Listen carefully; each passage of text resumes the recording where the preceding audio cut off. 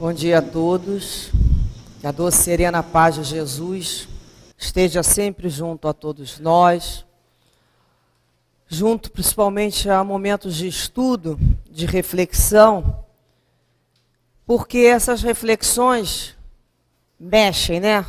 A gente vai fazer o estudo, a gente vai começar, se a gente se envolver no estudo, a gente vai começar a se sentir incomodado. E esse incômodo, esse desassossego do estudo, ele é saudável. A situação crítica é quando nós nos ficamos indiferentes. É porque não ouvimos, ou porque negamos, ou porque rejeitamos qualquer coisa que toque-nos. E por que eu falo que nos toca? Porque esse estudo é de todos nós. Às vezes a gente fala assim, poxa, mas parece que falou para mim, o outro fala, parece que foi comigo. Não, é comigo mesmo. É com todos nós que somos seres humanos e que ainda trazemos uma série de fragilidades do nosso espírito, da nossa forma de conduzir a vida. Todos nós que sentimos angústias, sentimos desassossego, sentimos incômodos, sentimos ainda inadaptados a uma série de situações que a vida nos apresenta. Isso é todos nós. Né? Nós podemos, uma determinada criatura, ter num determinado aspecto um grande conhecimento, mas no outro ela não tem. Ela vai ter lá dificuldade, porque se ela tivesse o conhecimento de tudo, se ela tivesse bem resolvido, tanto moral como intelectualmente, ela não estaria aqui, não é? Ela estaria em outros planos, ou estaria aqui como um espírito missionário. Não é o nosso caso na maioria de nós, pelo menos. Nós, a maioria, somos espírito ainda, que sofremos. E sofremos muito. E durante o estudo, essa parte do estudo, a bem-aventurança dos aflitos, bem-aventurados dos aflitos, esse capítulo 5 do Evangelho, esse é um capítulo que todos nós deveríamos reler constantemente. Mesmo chegando lá no Evangelho, no 28, é o 5. O capítulo que nos fala mesmo das nossas dificuldades é o capítulo 5. Todo ele. Cada vez que a gente relê esse capítulo 5, mais a gente se encontra. Né? A gente fala assim, a carapuça vai entrando. Fala, somos nós. E quando começa a doer muito, vou no 6, porque é o Cristo Consolador. Então eu vou do 5, vou para o 6 para me consolar. Aí eu me fortaleço lá no 6, volto para o 5. Porque ele vai falar dos aflitos. Ele vai nos mostrar da nossa dificuldade. Então foi como a companheira leu nessa página belíssima de Emmanuel, quando ela fala de bem-aventurança. São todos aflitos que são bem-aventurados? Todos que sofrem são bem-aventurados? Está lá escrito. Os aflitos bem-aventurados não são simplesmente aqueles que choram e sofrem. Isso na página que vocês receberam hoje. Deitando críticas e queixumes. E sim, quem é que são os bem-aventurados? Aqueles que recebem as tribulações e dores transitórias da vida, por benditas e honrosa oportunidade de servir com o Cristo de Deus, agindo com bondade operosa e paciência incansável na vitória do bem. Portanto, esse é o aflito bem-aventurado. É para esse caminho que nós temos que começar a nos conduzir, porque aflito nós já somos. Não é? Nós já temos alguma coisa em comum, já somos aflitos. Então vamos tentar ser o aflito, já que nós somos aflitos, vamos ser o aflito bem-aventurado. Porque ser o aflito, ainda além de tudo, desaventurado, não há condição. É aflição demais. Então vamos ter que nos conduzir, vamos raciocinar para isso aí. Primeiramente, a gente tem que entender, se perguntar. Eu acredito na promessa de Jesus? Tem que ir lá dentro se questionar isso. Eu acredito realmente nessa promessa?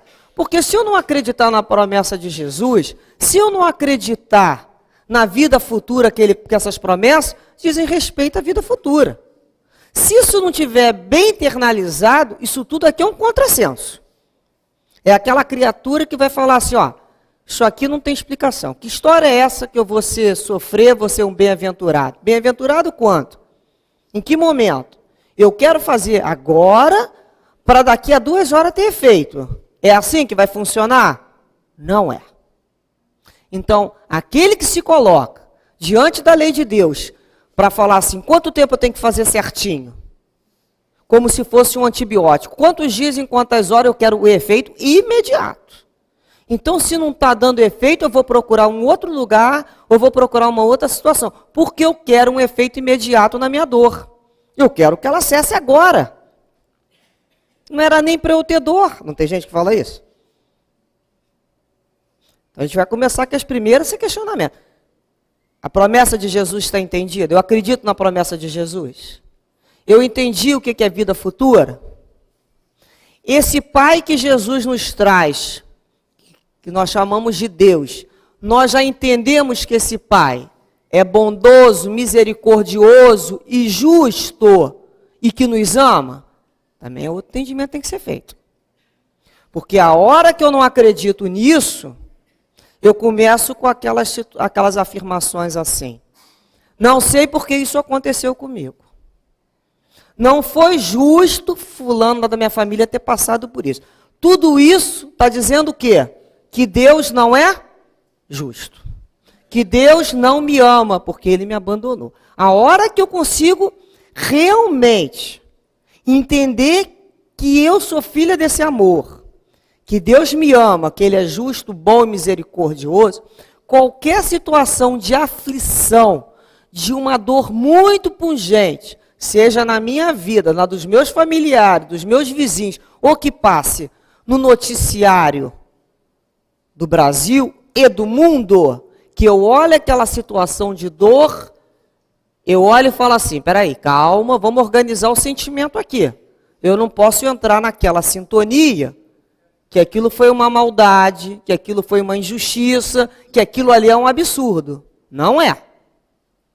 Eu posso não conhecer aquilo ali é uma ponta de um iceberg. Eu não conheço a estrutura do problema.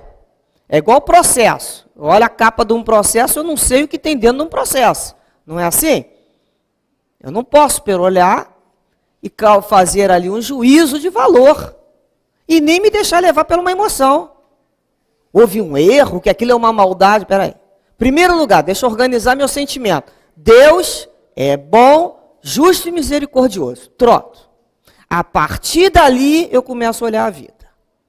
Senão eu vou entrar na faixa da injustiça. Ah, aquilo que aconteceu, você viu? Coitado, que injustiça. Começa a desfazer tudo que acredita de Deus. Então a gente tem que se pautar sempre nisso, para raciocinar sobre a aflição. O que eu estou realmente entendendo de Deus? Então nós vamos falar, confiamos nesse Pai? Confiamos. Se eu acredito nesse Pai, eu confio no Pai. Se eu confio no Pai, eu tenho que me lembrar que tudo aquilo que acontece na vida é um efeito, é uma consequência de uma causa primeira. Essa causa é o quê? Deus é a causa de quê? De justiça, de equanimidade, de imparcialidade, não de capricho. Eu não tenho um pai punitivo, um pai caprichoso, que resolveu me perseguir ou punir quem quer que seja. Não existe isso. Essa causa é perfeita. Se a causa é perfeita, todas as consequências têm que ser perfeitas. E são perfeitas. Então é quando eu olho a consequência e falo assim, bem, isso aqui é uma consequência de uma causa perfeita. Então isso está certo. Todas as vicissitudes da vida têm como origem uma causa que foi perfeita, que foi feita. Então a gente vai começar a entender, se Deus é bom, tudo o que acontece como consequência é justo. Nós é que não entendemos por que vamos dar causa àquilo ali. Mas está justo. Dentro da lei de justiça, é corretíssimo. Então nós poderíamos perguntar, primeiramente, por que nós sofremos? Por que tem que sofrer? Por que a gente não vai nascer assim sem sofrimento nenhum? Primeiro que existe uma lei que se chama essa lei de causa e efeito. Tudo aquilo que nós fazemos tem uma consequência. É aquela velha questão. Você planta abacate e colhe o quê? Colhe laranja?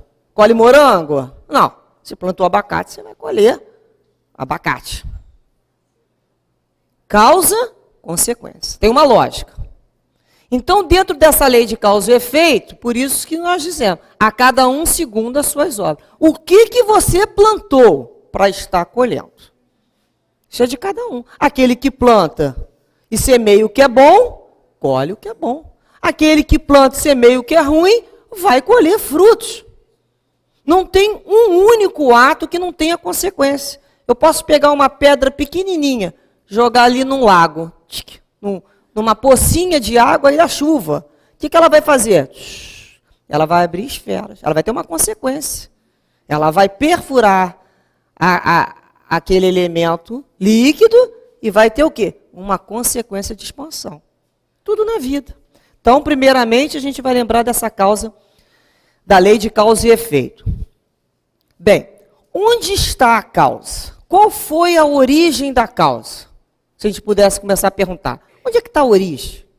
Desde o processo evolutivo, do princípio inteligente que vamos caminhando, nós recebemos duas coisas maravilhosas. Nós recebemos não.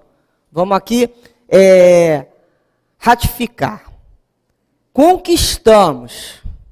Vamos conquistar o raciocínio e educar nossas vontades. Isso é o nosso livre-arbítrio. Uma conquista nossa. Raciocinou. Aprendeu a raciocinar. Aprendeu a organizar de uma forma ou muito elaborada ou pouco elaborada os seus desejos. Isso é o nosso livre-arbítrio. Então, quando a criatura raciocina, tem a sua vontade livre, tem o livre-arbítrio para fazer as suas escolhas, escolha de quê? Das suas sementes que ela vai plantar. O tempo todo a gente está plantando. O porquê? Esse plantação, vamos substituir pela palavra agir. Ação. Plantar é ação. Então, existem situações que estão na minha casa mental. Então, eu elaboro lá o meu pensamento que eu gostaria de plantar aquilo, mas na hora eu planto outra coisa. Entre pensar e desejar e fazer, tem um tempo aí, tem uma dificuldade, uma diferença.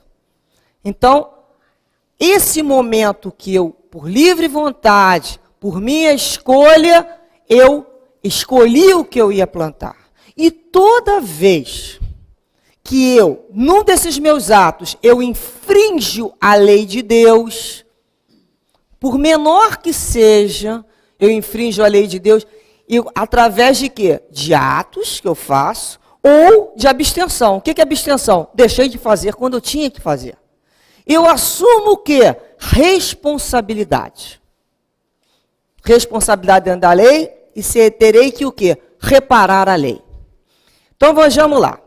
Eu estou aqui, vamos botar aqui na nossa lei aqui civil. Nossa lei. Está andando aqui de carro, está lá aquele pardal, não tá, já ouviram falar em pardal? Aquele que movimenta para ver a sua velocidade se está condizente com o que a rodovia está falando. A rodovia te libera andar 80 km por hora. Você não está vendo guarda de trânsito, você não está vendo ninguém, você não está vendo pardal. Geralmente eles escondem a terra.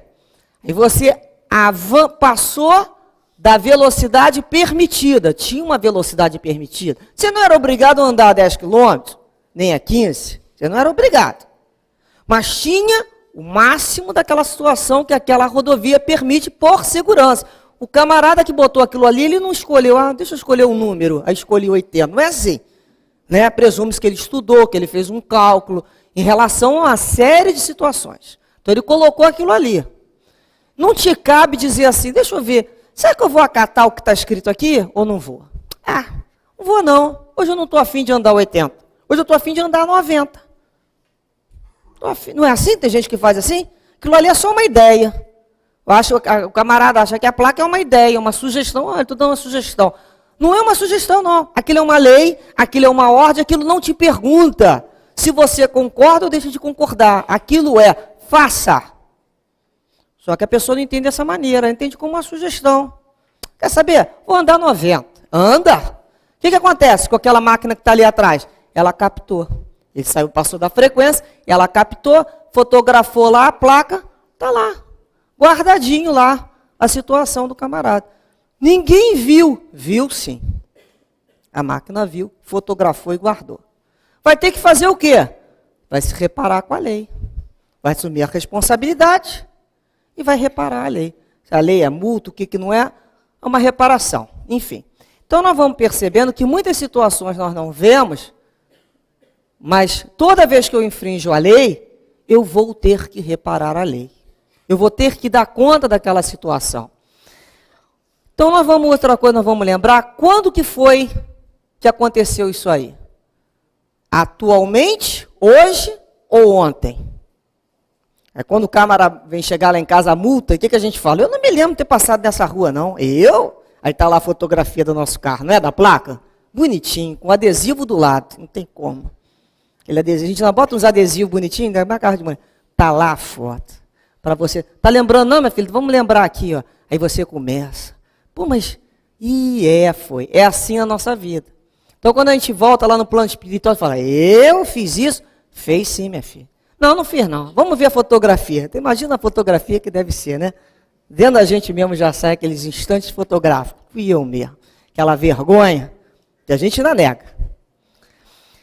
Então, isso foi hoje ou foi ontem? Então, as causas anteriores se encontram nas reencarnações que nós não nos lembramos.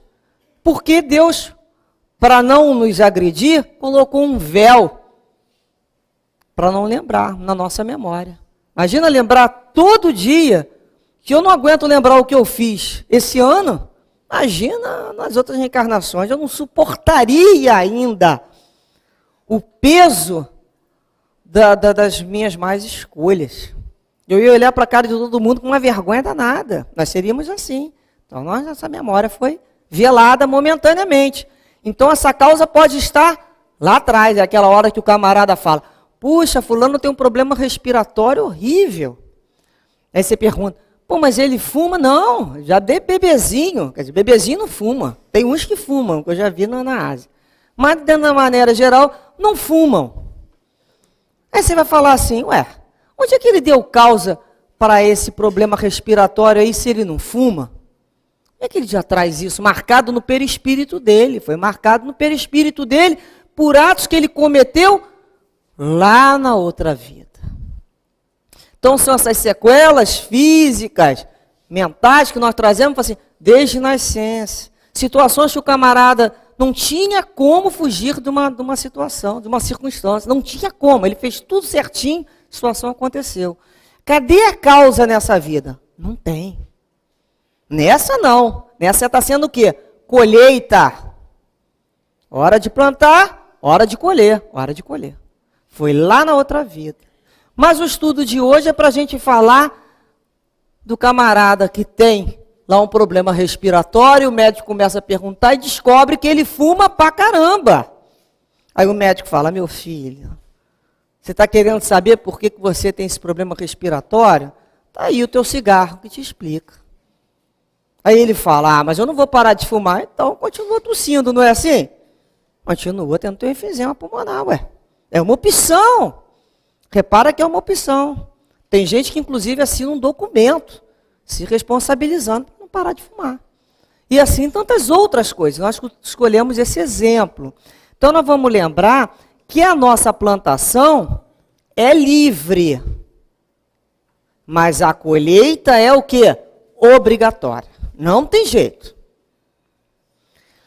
Kardec diz assim, buscando-se a origem dos males terrenos, reconhecemos que muito dessas vicissitudes, dessas ocorrências naturais, elas são consequência natural do caráter e do comportamento daquele que o sofre. Olha só, do caráter e do comportamento.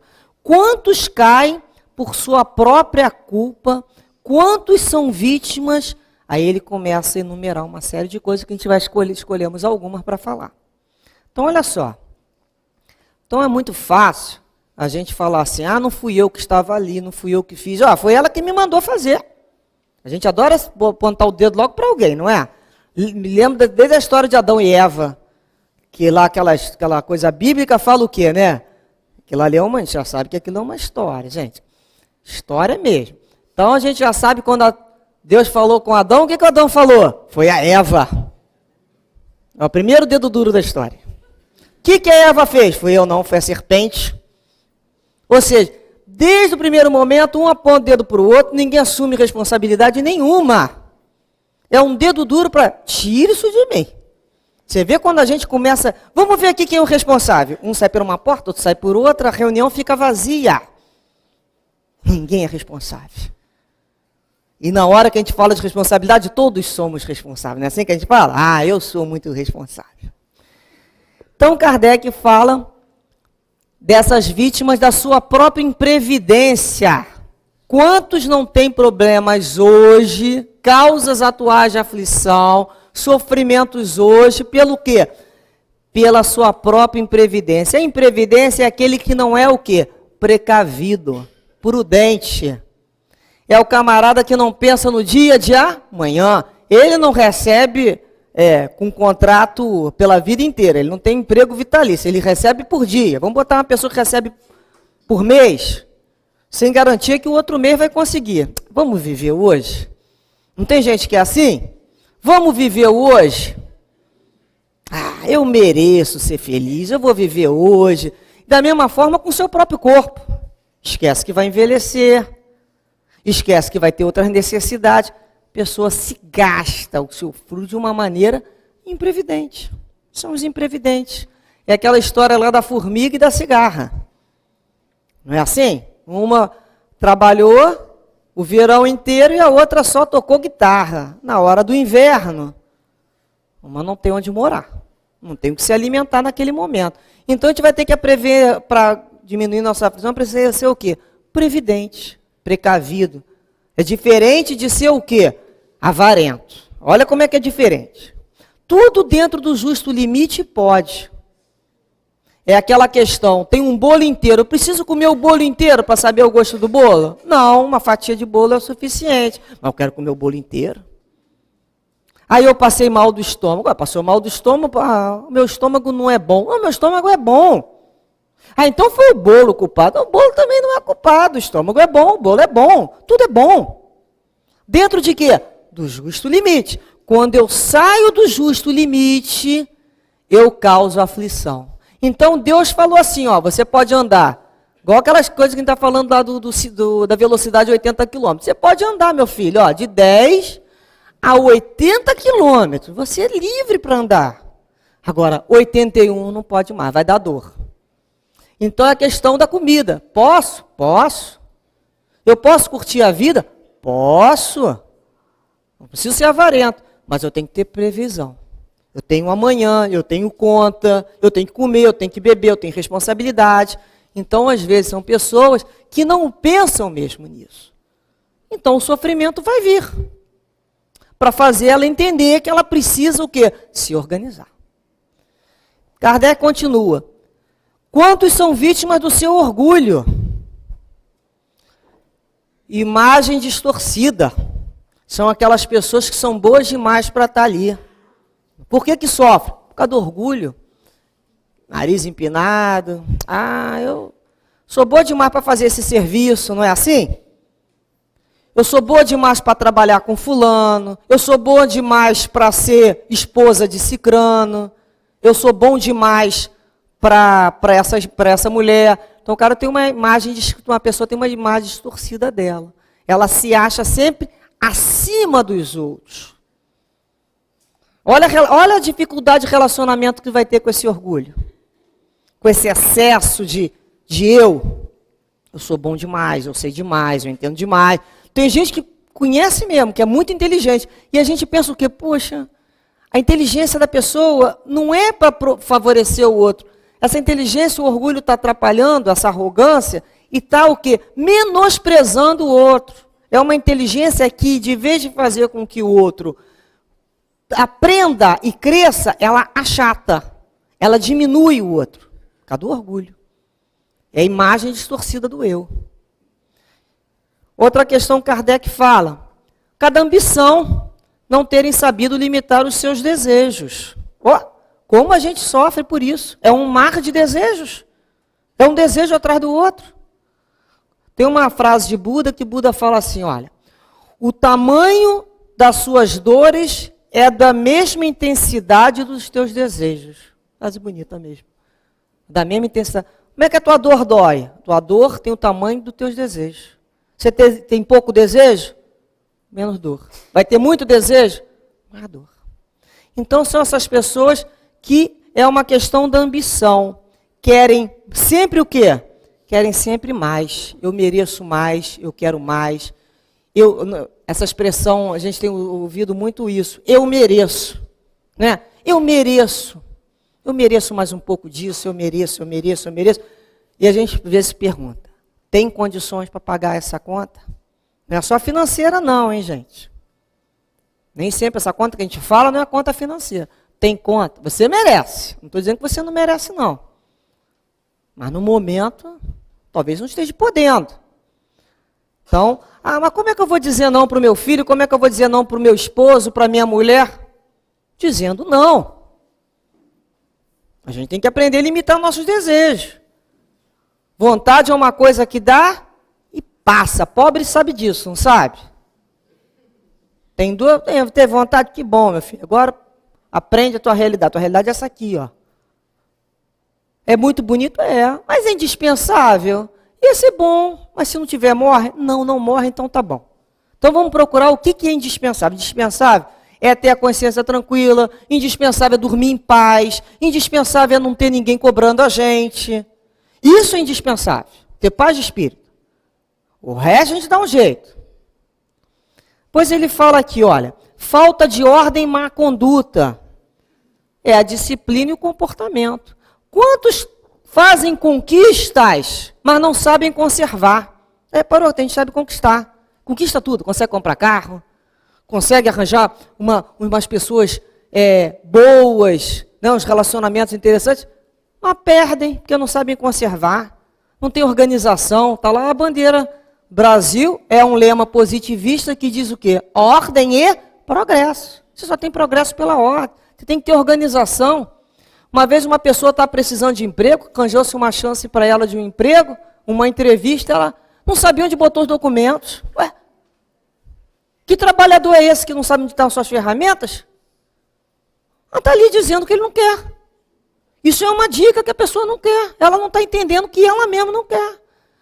A gente chama isso de autossabotagem, né? A própria criatura se prejudica. Não sabe cadê os documentos. Quando arranja emprego, perde a hora. Não aceito ordem. Ó, não nasci para receber ordem. Já ouviram isso? Complicado, não é? Cai lá em casa como filho meu para aprender isso, então. Não, não tem mais vaca. Mas o que eu estou querendo dizer é que é complicado. Essas pessoas que dizem, eu não recebo ordem. Eu não nasci para ser mandado. Eu sou livre. Olha que lindo. Vai morar onde assim? Sozinho. Aí para o meio acima da montanha. Porque nós vivemos com ordem, nós temos que ter disciplina. Mas isso aqui é uma religião, tem caridade. Isso aqui não tem caridade, tem disciplina. Centro espírita tem muita disciplina, por isso que está se constituído até hoje. Então desliga o celular, tem que desligar o celular. Isso não é uma opinião. Aqui não é lugar para comer, aqui não é lugar para comer. Aqui não é lugar para bater papo, aqui não é lugar para bater papo. O sinal está vermelho, é para parar. Isso não é significar não raciocinar, não. Eu não sou boizinho de presépio, não é isso, não. Isso é aprender a desenvolver disciplina. Isso é ter organização, é ter horário. Mas eu cheguei atrasado do trabalho, porque você sabe como é que hoje em dia o trânsito está. Todo mundo sabe, não sabe? Então sai antes. Quem não pode perder emprego, sai antes. Quem não pode perder o avião, quem tem compromisso, saia antes. Faça a tua parte. Você não conhece como é que está o problema? Ou você acha que na hora vai aparecer Josué para abrir com Moisés lá o Mar Vermelho? Não vai. Não é? Então a gente vai ter que aprender a se colocar na vida para depois a gente não ficar dando uma de vítima. Fulano me prejudicou. Olha, aquele chefe me prejudica. Haja paciência. Todo dia aquela criatura tem um problema. Todo dia aquela criatura tem que sair mais cedo. Todo dia aquela criatura não recebe ordem, entra pela porta para entrar é ali, o cara entra pela outra. Não tem gente que é assim? É muito bonitinho, né? Quando é filho novinho. É o diferente. Mas na vida, nem todo mundo é mãezinho e paizinho que vai entender isso não. Querem pessoas mais maduras, prontas para o mercado. Então a gente vai vendo que hoje as pessoas estão com essa dificuldade Antigamente o camarada botava lá o despertador dele, o trem apitava, ele já estava ali, ia comendo pão pelo caminho. Era assim, gente. E está todo mundo aí criado e criaram seus filhos. E o que está acontecendo hoje? Ah, não sai porque está chovendo? Ué, é feito de açúcar? Vai se desmanchar? Ah, porque está muito sol. Ué, mas você não nasceu no Rio de Janeiro, você não nasceu no Brasil, meu filho? Por que não escolheu na sua processo reencarnatório nascer lá na Finlândia da próxima vez? Não vai ter esse problema de ver sol. Então a gente começa a questionar o outro, tipo assim, o que está acontecendo? Qual foi a parte que você não entendeu, né? Falta de perseverança. Outro motivo, são aquelas pessoas que não insistem. Começa uma coisa, não tem espírito de sequência. Você pega o currículo de uma criatura, ela iniciou 10 cursos, não concluiu nenhum. Não existe isso? Existe. Espírito de sequência, não tem perseverança. Aí eu fui lá e ele me disse não. Sabe quantos não a gente tem que levar na vida? Vai levar a vida inteira não, para ganhar um sim. Vendedor sabe disso. 9 não, um sim faz a venda. A gente vai levar não. A gente vai tentar, vai ser reprovado, tenta de novo. Vou estudar mais. Não deu certo aquela... Vou tentar de novo. Insistência, perseverança, humildade. Reconhecer que ainda não tinha habilidade. E descobrir assim, se eu não tinha habilidade, qual foi o problema aqui? Eu vou me concentrar nessa dificuldade para superar. Só isso. Perseverança. Então, para todas as conquistas, eu tenho que ter esforço, muito sacrifício e perseverar. 1, 2, 3, quantas vezes? Quantas forem necessárias. Não tem opção de volta. Não tem. Depois que o carro arranca a primeira para andar para frente, não vai voltar para trás. O lema é esse.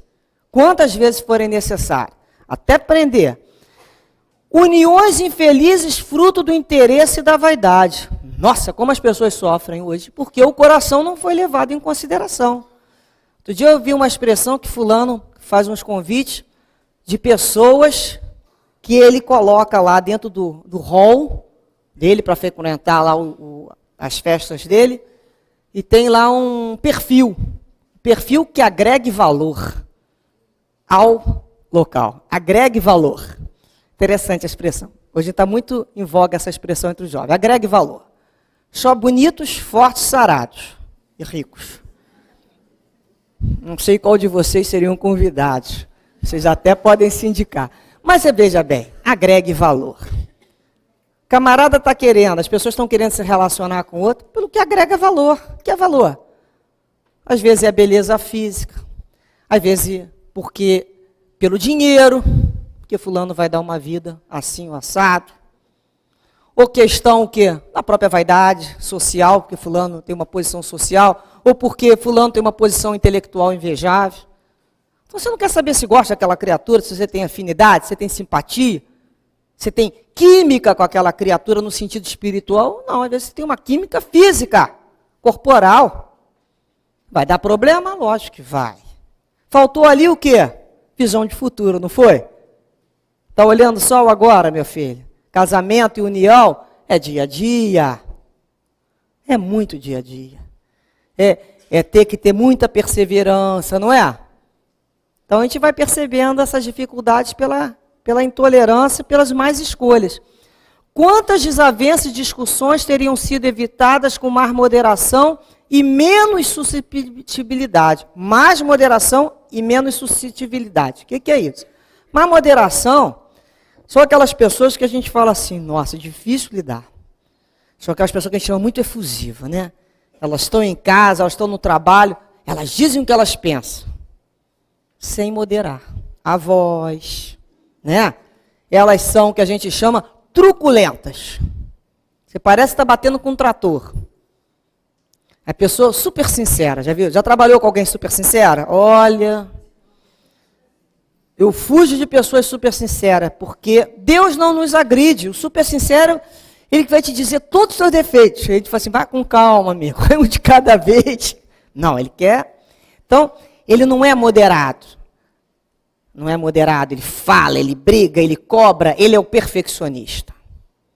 Então ele se exige, geralmente são pessoas que se exigem muito, têm uma visão de si com muita exigência, não se permitem o erro, isso é muito ruim, porque a gente erra.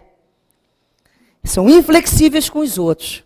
Aí vira para os filhos, para os subalternos, para aqueles que trabalham. Olha, comigo eu fiz assim. Eu fiz, mas fulano não fez. A gente na vida vai ter que ter o quê também, né? Ó, vamos lá, meu filho, eu consegui, você é capaz, mas você não tem que ser como eu. Nós temos que entender as diferenças. Então, quando são aquelas pessoas que a gente fala assim, menos, não fala? A gente fala essa expressão, fulano, menos, abaixa essa voz, abaixa essa empáfia toda, essa, uau, que chega, menos. E o suscetível é aquele muito sensível, sensível demais, parece uma casquinha de ovo. Você fala um negocinho, tô de mal, não é? Tô de mal para quanto tempo? A vida inteira. Aí é complicado, né? É complicado. Ficar de mal a vida inteira é complicado. Ah, vamos brigar agora. Você não gostou do que eu falou? Ah, mas vamos parar de bobeira. Vamos. Que foi o motivo, nem lembro, mas tá de mal. É o suscetível. Para esse a gente fala mais. Mais o quê? Uma resistência. Você não está lidando com o espírito superior, meu filho. Você está lidando com pessoas ainda como nós. Há muitas vezes truculentos ainda. Com dificuldades na hora de falar. Eu, quando tenho que falar com alguma coisa com alguém, eu peço para uma outra pessoa, vai lá e fala. Eu não sei falar direito, eu reconheço.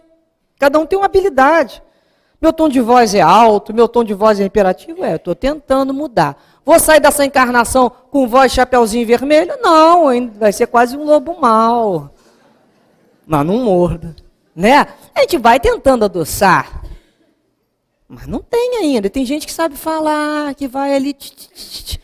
Não é isso, é uma habilidade. Eu quero ser isso. Eu reconheço que eu quero. Cada um vai descobrir, olha como é que me falta isso aí. Ó.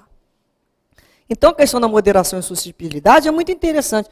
Porque algumas pessoas falam assim, olha, eu falo isso com você, sabe por quê? Porque eu sou firme. Você tem que ser firme. Eu falo porque tem que ser assim, eu sou sincero, eu sou firme. Mas na hora dessa própria criatura que falou ouvir, aí ela é frágil. Já repararam? Aí ela magoa. Você fala assim, meu filho, você é forte? Ou é frágil? Você decide. Porque na hora que você fala, você é forte. Na hora que eu te respondo, você chora. Tem aquela expressão, não sabe brincar, não vem pro play. Não é isso? Isso é a coisa que o jovem fala mais certinho. Outra coisa que eles falam, que ele fala aqui, olha, quantas doenças e enfermidades são o resultado dos excessos de todos os gêneros? Realmente. Quando a gente olha as nossas doenças, geralmente a gente se gasta e se arrebenta até os 30 anos, não é? Depois dos 30 a gente começa a consertar as bobagens que a gente fez. Antigamente andava de qualquer maneira, depois a gente tem que botar chinelinho para não sair, né, não pisar no ladrilho. Olha só o ponto que se chega o corpo físico para pegar golpe de ar. Então você vai vendo que a gente vai ficando mais frágil, gente. É os excessos de ontem. Bebeu bastante a vida inteira? Agora aguenta esse fígado, meu filho. Bebeu, podia ter bebido, dentro do justo limite. Passou. É aquela história, foi a 81, multa. Vai ser multado. E quantos outros vícios nós trazemos sem ser só, né, desses excessos? E o excesso da comida? Ah, não bebo e nem fumo, que é um vício, ou não uso drogas. Quantos usam drogas e vão comprometer o corpo físico nessa encarnação e na outra? Por quê? Porque tudo aquilo que a gente sai do justo limite, aquilo que eu falei que fotografou lá do Pardal, lá no trânsito, na realidade é o nosso perispírito. O nosso perispírito é o cinematógrafo. Ele está fotografando tudo. Eu não sei o que está acontecendo aqui do lado, mas ele está fotografando. Mesmo que eu passe minha vista e não dê atenção, um detalhe, está fotografado. O dia que eu quiser rebobinar essa fita, eu vou falar assim, quem estava ali? Aí eu vou me lembrar. E aí a imagem vai ser uma imagem instantânea e paralisada. Então tá, a filmagem está continuando. A minha consciência um dia vai olhar essa filmagem. E eu vou poder ver, então não tem como me esconder. Então quando você fala assim, esses vícios tem só o vício do tóxico, dos elementos sintéticos? Não. Vício é tudo aquilo que subjuga uma criatura a pessoas ou a determinadas situações. Vício é aquilo que te cria uma dependência. Vícios de comportamento. Camarada está sempre de mau humor. É um vício? É. Camarada é sempre irritadiço. Qualquer coisa ele reage se explodindo. Jogando o que no organismo dele lá? Adrenalina. Adrenalina, adrenalina, adrenalina. Ele se irrita todo dia. Todo dia ele se aborrece. Aborrece porque o carro ali foi estacionado errado. Ele se aborrece porque a outra pessoa fez uma coisa errada. Ele se aborrece porque no estacionamento o outro não botou o carro direito. Ele se aborrece porque no mercado o camarada... Ele vai se aborrecendo. Ele se aborrece, se aborrece, se aborrece. Ele pegou o vício de ser a palmatória do mundo. Não tem gente que é assim? E descarrega nas suprarrenais o quê? Adrenalina, adrenalina, adrenalina, adrenalina. Vai jogando adrenalina. E uma série de outras substâncias vai diminuir o quê? Imunidade. Isso tudo vai diminuir a imunidade. Vai dar a proteína do estresse, que a gente chama. E vai chegar uma hora que ele vai ter o quê?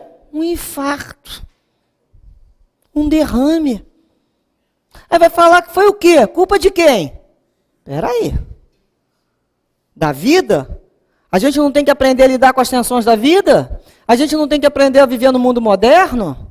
Vai começar a botar óculos para olhar tudo com detalhe? Tem hora que a gente tem que tirar o óculos.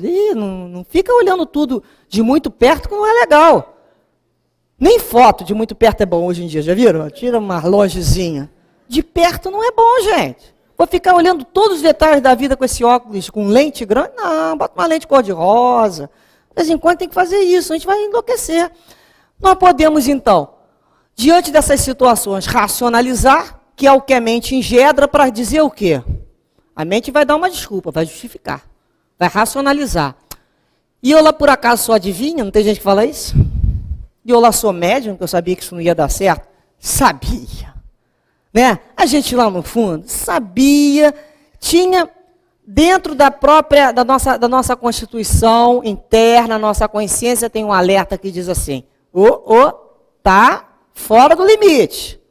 Aí a gente fala assim, o mundo é dos espertos. Se eu não fizer, o outro faz. Deixa eu aproveitar o dia de hoje e vai racionalizando, vai se dando justificativas. Vai se explicando como você quer, porque você tem uma coisa chamada o quê? Livre-arbítrio, e vai acreditar sempre na lei do menor esforço. Quer saber? Daqui a pouco eu ganho na cena e pago essas contas todas. Não é?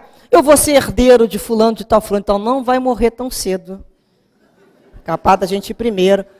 Essas soluções mágicas, a gente tem que aprender a destruir, gente. Não vai vir. Mas não viu na vida de fulano? Viu a vida que ele passou na televisão? De repente aconteceu... Em quantos milhões de habitantes? Acontece. Claro, tem a regra, tem que ter exceção para explicar a regra. Nós somos nós? Vou pagar para ver isso? Então, quando a gente começa a raciocinar que a lei do menor esforço, tem quem gosta de correr risco. Tem gente que gosta de correr risco. Tem gente que gosta da adrenalina. Não vai dar certo, não vai dar tempo de fazer, não vai dar tempo de pagar, não vai dar... Gosta de sofrer, não é? Vício de comportamento da adrenalina. Você vê que tem pessoas que só buscam situações de perigo. Elas estão sempre vivendo no último minuto. Tá para bater, ela tem que estar, não sei quanto, ela sai 2 minutos antes, tudo dela é assim. Ela gosta disso, por mais que ela negue. Ou então o processo de negar. Nega e transfere para o outro. Transfere para quem? Transfere para o outro. Meu chefe não gosta de mim. Transfere para o olho gordo. Tem uma inveja de mim. Por isso que eu sou mandado sempre embora do emprego. As pessoas não suportam a competição com a minha pessoa. Não tem isso que a gente fica olhando e vai falar o quê? Falando tem inveja, me persegue. Ou então, isso é coisa de obsessor. O obsessor adora me prejudicar. E vive nisso. Ou então, Deus esqueceu de mim. Então, enquanto a criatura não aprender a fazer o quê? A se receber. Ela poder falar assim, se eu soubesse o que eu sei hoje, não é assim que a gente fala? Eu faria diferente. Ou eu não teria feito aquilo. Então, vocês reparem que quando nós amadurecemos, nós usamos o eu sim. Se foi o eu quero, eu quis, eu mereço e eu posso, pode usar o eu, meu filho. Mas na hora de colher, use o eu também. Tenha humildade para se reconhecer como coautor da tua história. Quem está escrevendo a história é você. Você podia ter escrito de outra maneira. Você fez as suas escolhas. Então a gente começa a entender que se eu tivesse feito, ou se eu não tivesse feito. E agora? Depois que eu fiz ou deixei de fazer, seja lá o que for. O que eu faço agora? Vou sentar ali no paralelepípedo ali fora, na calçada, e ficar no meu peito. Culpa, minha sagrada culpa, e ficar chorando ali sem cessar? Vai resolver alguma coisa? Não vai resolver nada. Eu tenho sim, eu tenho que ter um momento para eu parar e falar assim, peraí, esse estômago está doendo. O estômago nasceu perfeitinho. Eu não nasci com problema de estômago. O bolo que eu comi estava bom. O problema qual foi? Sair do limite. Foi uma escolha equivocada, não vamos dizer erros, escolhas equivocadas em vários setores da vida. Por que essas escolhas foram equivocadas? Primeiro, porque eu não me responsabilizei por elas. Segundo, que eu acreditei que elas eram pequenas, subestimei aquela escolha. Outra situação, eu posso entender que aquela escolha, posso tentar projetar para o outro e dizer assim, foi fulano, foi cicrano que me levou a realizar essa escolha. Esse também é um outro equívoco. Até a hora que eu falo assim, o problema está, então, em eu aprender a fazer o quê? Escolha.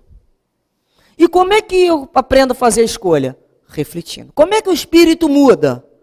Mesmo quando ele desencarna, a gente fala, o espírito ficou bom porque ele desencarnou, porque ele morreu? Não. O espírito só muda com estudo, reflexão e sofrimento. Então, essa escolha ruim, que me causa dor, que me causa muito incômodo, ela me serve como o quê? Uma experiência. E faz com que a minha atenção se volte para ela constantemente. Eu olho para o estômago. O estômago não é a causa. O bolo não é a causa. Não é causa, isso aqui é consequência. A causa é a minha falta de limite. Então, o problema não está nem no corpo físico e nem ali naquela matéria ingerida. Está no espírito, que tem que aprender a descobrir qual o seu ponto de equilíbrio. Tem gente que pode gastar 100, tem gente que pode gastar 200, tem gente que pode gastar 1 milhão. É de cada um. A minha vida não é do cara que tem que gastar 1 milhão. Então a gente tem que aprender a voar dentro das nossas possibilidades. É o que essa encarnação está pedindo, minha filha. Você vai ter que aprender a viver com isso, com essa condição física, com essa condição afetiva, com essa condição emocional, com essa condição intelectual, com essa condição financeira. Então é quando a gente pensa assim, e a escolha? Quando eu sou uma pessoa sem conhecimento, como é que eu vou refletir? Não conheço nada, minha cabeça não tem como raciocinar. Olha a importância do conhecimento. O conhecimento é libertador. O que Jesus falou? Conhecereis a verdade vos libertará. Porque quando a gente conhece a lei de Deus, eu começo a entender que eu tenho desejos sim, são meus impulsos que eu trago por desequilíbrio lá de trás. Fui uma pessoa deseducada, estou sofrendo hoje pelos equívocos das más escolhas de ontem e sofro os equívocos das más escolhas dessa minha encarnação. Mas eu não sou essencialmente má, ninguém é. Nosso DNA é de amor. Nós somos essencialmente para sermos felizes e bons. Transitoriamente, por fruto das nossas más escolhas, sofremos. Até que momento? Até o momento que a gente resolver fazer certo. Então é aquela situação. Nós não somos maus, o ser humano não é mau. Ele é frágil, ele é ignorante. Ignorante de quê? Por ignorar, não ter conhecimento. Então, quando a gente passa a ter conhecimento da lei de Deus e começa a estudar com reflexão, não é ler por ler, porque aqui ninguém vai estar sendo aprovado em concurso, que conhece a Bíblia nem o Evangelho. É parar, ler e trazer aquilo para si e falar assim, olha como é que essa passagem está me modificando. Olha como é que isso aqui eu não tinha entendido dessa maneira. Quando você começa a ter maior conhecimento, na hora que a misericórdia divina apresentar uma nova oportunidade, porque vai apresentar, diante das opções que você tem dali, como um dietético numa grande mesa escolheria aquilo que for mais saudável para ele comer, a gente não come tudo o que quer, a gente come o que pode. Não é assim? Então a gente vai olhar a vida cheia de opções e a gente vai falar assim, com esse conhecimento que eu tenho hoje, eu entendi que eu tenho umas vontades deseducadas. Eu tenho que educar a minha vontade. Eu tenho que educar o meu sentimento que eu cansei dessa situação. Estou cansada de sofrer, estou cansada de plantar essa coisa e colher isso e está sempre na mesma situação. Chega! Eu, a partir de agora, vou reformular a minha vida. Então é quando eu começo a entender assim, e para isso, para novos frutos, eu tenho que ter novas semeaduras. Se eu plantar a mesma coisa, eu colho a mesma coisa. Então, novas plantações. Com esse conhecimento, eu passo a escolher e discernir o que me faz bem do que não me faz bem. Olha a diferença do conhecimento. Então, o conhecimento me proporciona melhores escolhas. Então, eu planto. Mas eu vou colher daqui a 1 hora? Não, gente, não vamos colher daqui a 1 hora. Isso é um processo de vida futura. Então, a gente começa a olhar na vida. Tenho um conhecimento. Tenho uma vontade deseducada. Ou eu reforço essa vontade deseducada, essa personalidade da truculenta, desajustada e desequilibrada, ou não. Passo a agir dentro dos padrões de Jesus. É isso que nós estamos aqui hoje reunidos. Aprender o padrão do Cristo, que essa doutrina espírita nos ensina tão bem, para que diante de novas oportunidades, usemos as nossas experiências de dor para crescermos e evoluir. Que possamos sempre ter a certeza do amparo espiritual junto a todos nós, diante dessas situações novas que a cada minuto se apresentam para as nossas vidas. Não subestimemos as coisas simples, não, porque é de simples que a gente constrói o nosso futuro. Que Deus abençoe sempre a todos nós com o espírito de renovação. Graças a Deus.